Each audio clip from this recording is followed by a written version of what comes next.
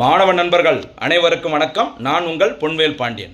இந்த பதிவில் நம்ம பார்க்க போகிறது தமிழ்நாடு அரசின் நலம் காக்கும் ஸ்டாலின் திட்டம். சரிங்களா?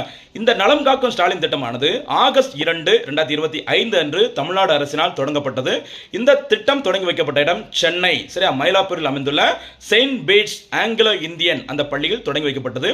இந்த திட்டத்தின் முக்கியமான நோக்கம் என்னன்னு பார்த்தீங்கன்னா, தமிழ்நாட்டில் உள்ள மொத்த மாவட்டங்கள் 38. இந்த 38 மாவட்டங்களிலும் சரிங்களா 1256 எண்ணிக்கையிலான மருத்துவ முகாம்களை நடத்தி அனைத்து மக்களுக்கும் மருத்துவம் தொடர்பான அந்த முகாம்களை நடத்தி அடிப்படை நோய்கள் தொடர்பான எல்லா பிரச்சனைகளையும் சரி செய்ய வேண்டும்.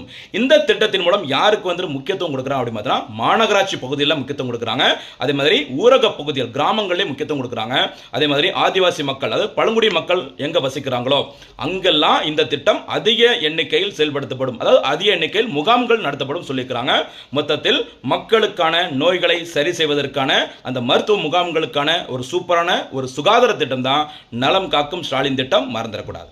இந்த பதிவிற்கான கேள்வி, நலம் காக்கும் ஸ்டாலின் திட்டம் எப்போது தொடங்கப்பட்டது? இந்த திட்டத்தின் மூலம் எத்தனை மருத்துவ முகாம்கள் நடத்த இலக்கு நிர்ணயிக்கப்பட்டுள்ளது? மறக்காம இதற்கான பதில்களை கமெண்ட்ல சொல்லுங்கம்மா.